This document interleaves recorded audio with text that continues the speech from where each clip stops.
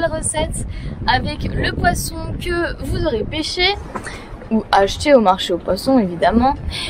Et donc cette recette, j'ai décidé de vous la faire vraiment de la pêche jusqu'à l'assiette. J'espère que ça va vous plaire. N'oubliez pas d'attendre la fin de la vidéo afin de capturer la petite fiche recette pour vous faciliter la préparation.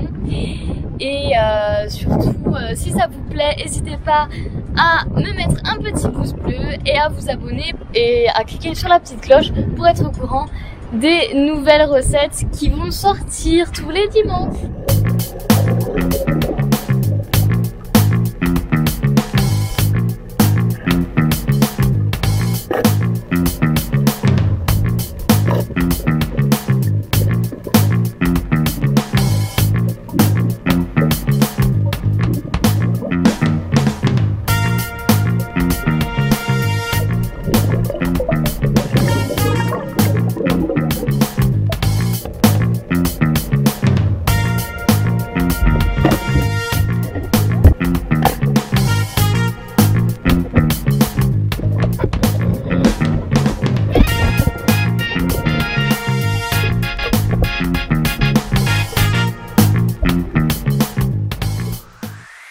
Donc on a pris les 3 plus beaux poissons qu'on a pêchés parce que ce sera plus simple à lever les filets.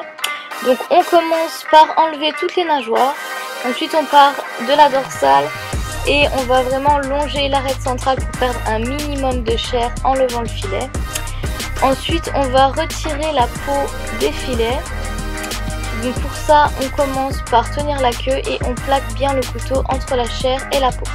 Ici, comme pour une pâte à choux, on porte à ébullition lait, beurre et muscade. On ajoute ensuite la farine d'une traite, sèche sur le feu 5 minutes et on laisse ça au frais. Pendant ce temps, à l'aide d'une pince à désarrêter ou d'une pince à épiler, on va retirer toutes les arêtes de nos filets. S'il en reste quelques-unes, c'est pas si grave parce que de toute façon, on va mixer tout ça finement avec le sel, les blancs d'œufs et la crème liquide. Donc notre mousseline de poisson est bien fine. On va maintenant la passer au tamis à l'aide d'une corne afin de retirer les éventuelles arêtes qu'on aurait oubliées et tous les nerfs. Donc une fois qu'on a passé notre chair de poisson, il va nous rester que les nerfs et les arêtes. Donc on garde ça de côté pour notre sauce. Donc une fois que la panade a bien refroidi, on va mélanger ça à notre chair de poisson. Et ensuite, on va ajouter nos œufs un à un à la préparation. On ajoute ensuite notre beurre ramolli à la préparation et on va garder ça au frais. Pendant ce temps-là, on va commencer à réaliser notre sauce. Donc pour la préparation de notre sauce, on commence par faire revenir les oignons avec les arêtes et les nerfs qu'on a gardés de côté. Ensuite, on va ajouter carottes, tomates, tous les légumes que vous avez qui pourraient donner du goût, si vous avez du poireau. Ici, j'ai mis de la cive aussi. Et également, si vous avez des herbes fraîches ou tout simplement des tiges d'herbe, vous mettez ça, vous mouillez à hauteur. Donc, notre fumet a bien bouilli pendant 20 minutes. On va maintenant mixer tout ça à l'aide d'un mixeur à soupe. On se munit du plat qui va nous servir après à gratiner nos quenelles et on va passer notre sauce dans un tamis très fin pour récupérer les arêtes, les nerfs, enfin tous les morceaux, toutes les fibres qui resteraient dans la sauce. Donc on passe notre mélange au tamis jusqu'à ce qu'il reste vraiment plus que les fibres et que le jus soit tout extrait. Et on garde de côté les fibres qu'on a récupérées. Donc dans notre casserole, on a fait fondre 50 g de beurre. On va ensuite ajouter 50 g de farine.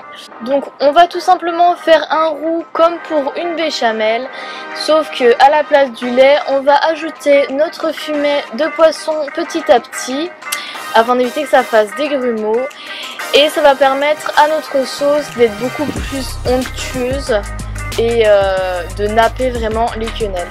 Pendant ce temps, on a fait bouillir de l'eau dans laquelle on va rincer les fibres qu'on avait gardées de notre sauce afin de pocher nos quenelles dans de l'eau qui a un peu plus de goût. Ensuite, à l'aide de 2 grosses cuillères, on va réaliser nos quenelles, c'est-à-dire qu'on passe notre appareil d'une cuillère à l'autre en formant une quenelle quoi. Et ensuite, une fois que vous avez une belle quenelle, vous allez la laisser tomber dans votre eau à ébullition. Et on réalise cette opération pour l'ensemble du saladier. Ensuite, on sait que nos quenelles sont cuites quand elles remontent à la surface. Et donc là, vous allez pouvoir les débarrasser à l'aide d'un écumoire dans votre plat à gratin. L'avantage de prendre une casserole à fond large, c'est qu'on va pouvoir pocher un maximum de quenelles à la fois et donc ce sera plus rapide. Avec l'ensemble de notre appareil, on va pouvoir réaliser une trentaine de quenelles. Là, notre plat est prêt à passer au four. Il va juste nous suffire de rajouter notre sauce sur le dessus. Vous pouvez également rajouter du fromage si ça vous plaît. Et on va laisser ça gonfler dans le four. Ensuite, dans l'eau de cuisson de nos quenelles, on va faire cuire notre riz le temps que nos quenelles gonflent. Et quand le riz est prêt, les quenelles seront prêtes. Voilà, nos quenelles sont prêtes en même temps que le riz. Elles ont bien gonflé. Donc on va juste rajouter quelques petites herbes sur le dessus. Et voilà, vous pouvez déguster. Régalez-vous et videz vos cambuses.